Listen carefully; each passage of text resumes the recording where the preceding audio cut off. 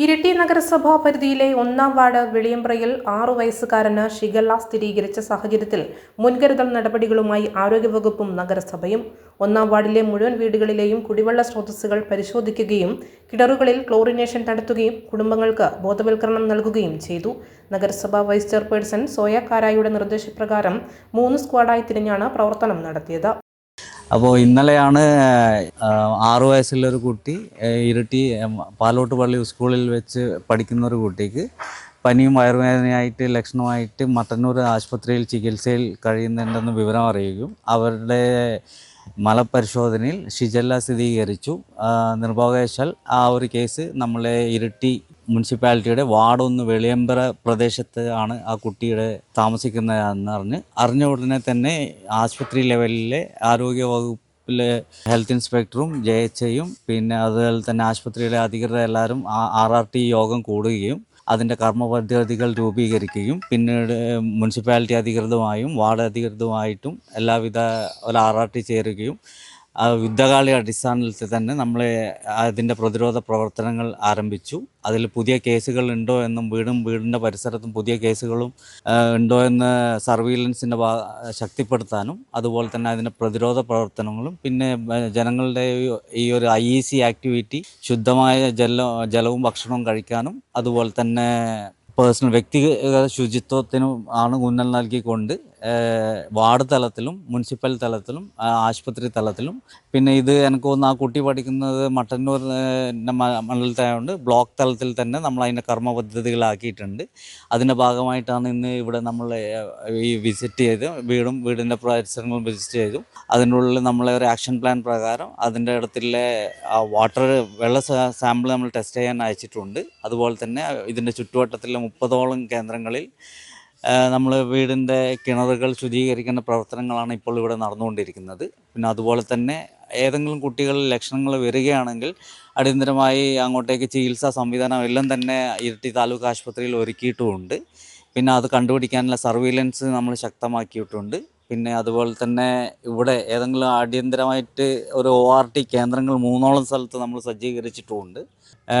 ഇനിയിപ്പം ബാക്കി കർമ്മ പദ്ധതികൾ മുനിസിപ്പാലിറ്റിയുമായി യോഗം ചേർന്നുകൊണ്ടും പിന്നെ ജില്ലാ മെഡിക്കൽ ഓഫീസറിൻ്റെ നിർദ്ദേശവും DHSൻ്റെ നിർദ്ദേശവും പ്രകാരം നമ്മൾ ജാഗ്രതയോടുകൂടി തന്നെയാണ് നമ്മൾ ഇവിടെ ഇപ്പം എല്ലാ പരിപാടികളും യുദ്ധകാല അടിസ്ഥാനത്തിൽ നടപ്പിലാക്കി വരുന്നത്. എന്നാലും ജനങ്ങൾ ജാഗ്രത പാലിക്കണം. വ്യക്തിഗത ശുചിത്വവും അതുപോലെ തന്നെ തിളപ്പിച്ചാറിയ വെള്ളവും നല്ല ചൂടോടുകൂടിയുള്ള ഭക്ഷണങ്ങൾ മാത്രം കഴിക്കുക.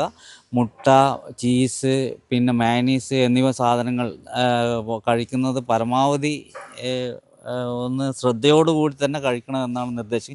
ചെമ്മീനിൽ നിന്നും ഇതെല്ലാം വരാനുള്ള സാധ്യതയുണ്ട്. അവൻ കഴിക്കേണ്ടെന്നല്ല, കഴിക്കുന്നത് ഒരു ശുചിത്വത്തോടു കൂടി ചൂടോടുകൂടി കൃത്യമായി പാചകം ചെയ്തുകൊണ്ട് കഴിക്കാനുള്ള ഒരു ഇതാണ് പറയാനുള്ളത്. Iritty taluk health superintendent doctor രാജേഷിന്റെ നേതൃത്വത്തിൽ HI Manoj Kumar, JHI Shivamon C, K Saubhagya, Reshma, MLSP Pratheeksha, RBSK nurse Sujatha, JPHന്മാരായ അനശ്വര, സിബിന, ഇരിട്ടി ആയുർവേദ ഡിസ്പെൻസറി പ്രവർത്തകർ, ആശാ വർക്കർമാർ തുടങ്ങിയവരും സംഘത്തിലുണ്ടായിരുന്നു. ഈ സാഹചര്യത്തിൽ ജനങ്ങൾ ആശങ്കപ്പെടേണ്ട സാഹചര്യമില്ല എന്നും നഗരസഭാ ചെയർപേഴ്സൺ വിനോദ് കുമാർ പറഞ്ഞു. ഇരിട്ടി നഗരസഭയിലെ വെളിയമ്പ്ര 1-ാം വാർഡിൽ ആണ് ഷിഗല്ല റിപ്പോർട്ട് ചെയ്തിട്ടുള്ളത്. 6 വയസ്സുള്ള ഒരു ആൺകുട്ടിക്കാണ്. പാലോട്ടുപള്ളി സ്കൂളിൽ 1-ാം ക്ലാസ്സിൽ പഠിക്കുന്ന വിദ്യാർത്ഥിക്ക് ആണ് റിപ്പോർട്ട് ചെയ്തിട്ടുള്ളത്. 15-ാം തീയതി മട്ടന്നൂർ ഗവൺമെൻറ് ആശുപത്രിയിൽ പനിയും വയറിളക്കവും വന്നതിനെ തുടർന്ന് അവിടെ ഡോക്ടറെ കാണിച്ച് അവിടെ അഡ്മിറ്റ് ചെയ്ത് അവരുടെ മലവും അതുപോലെ തന്നെ മറ്റുമൊക്കെ പരിശോധിച്ചതിൻ്റെ ശേഷമാണ് ഷിഗല്ല അവിടെ റിപ്പോർട്ട് ചെയ്തിട്ടുള്ളത്. അപ്പോൾ കുട്ടി ഇപ്പോൾ സുഖം പ്രാപിച്ചു വരുന്നു. ആരോഗ്യവാനായിട്ടാണ് ഉള്ളത് ഇന്നലെ ഉൾപ്പെടെ. വേറെ ആശങ്കപ്പെടേണ്ട സാഹചര്യമില്ല. ഇരിട്ടി താലൂക്ക് ആശുപത്രിയുടെ സൂപ്രണ്ട് ഉൾപ്പെടെ ആരോഗ്യ വിഭാഗം മുഴുവനായിട്ട് തന്നെ ആ വാർഡിൽ റിപ്പോർട്ട് ചെയ്ത പ്രദേശത്ത് അവിടെ വീടുകൾ സന്ദർശിച്ച് കിണറിൽ വെള്ളം ടേസ്റ്റ് ചെയ്ത് ക്ലോറിനേഷൻ നടത്തി മറ്റ് ബോധവൽക്കരണ പരിപാടികൾ ഉൾപ്പെടെ സംഘടിപ്പിച്ച് പോവുകയാണ്. അപ്പോൾ ഈ കുട്ടിക്ക് ശേഷം 3 കുട്ടികൾ കൂടി അവിടെ ചെറിയ കുട്ടികളുണ്ട്. അവർക്കൊന്നും തന്നെ മറ്റ് അസുഖങ്ങളൊന്നും തന്നെ റിപ്പോർട്ട് ചെയ്തിട്ടില്ല. മുനിസിപ്പാലിറ്റിയായി ബന്ധപ്പെട്ട് ഇന്നലെ ഞങ്ങൾ ഉൾപ്പെടെ അവിടെ പോയി ആ വീട്ടിൽ പോയി ആ കുട്ടിയുടെ ഉമ്മേനെ കണ്ട് സംസാരിച്ചിരുന്നു. അപ്പം വീട്ടിൽ വേറെ ആയിരിക്കും തന്നെ വേറെ രോഗലക്ഷണങ്ങളൊന്നും തന്നെ കണ്ടിട്ടില്ല. അപ്പോൾ ഇത് വന്നതിൻ്റെ ഉറവിടം ആരോഗ്യ വിഭാഗം അന്വേഷിക്കുന്നുണ്ട്.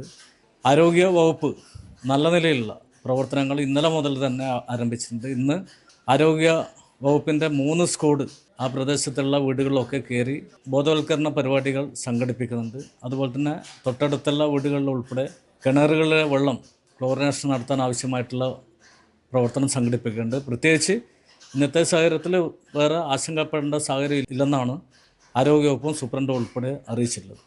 ഇപ്പം നിലവിൽ ഒരു കേസ് മാത്രമേ രജിസ്റ്റർ ചെയ്തിട്ടുള്ളൂ. ആശങ്കപ്പെടേണ്ടതായിട്ട് കാര്യങ്ങളൊന്നുമില്ല. നമ്മുടെ താലൂക്ക് ഹോസ്പിറ്റലിലെ സൂപ്രണ്ടും അതുപോലെ തന്നെ ജീവനക്കാരും ചേർന്ന് വേണ്ട പ്രവർത്തനങ്ങളൊക്കെ വാർഡിൽ നടത്തുന്നുണ്ട്.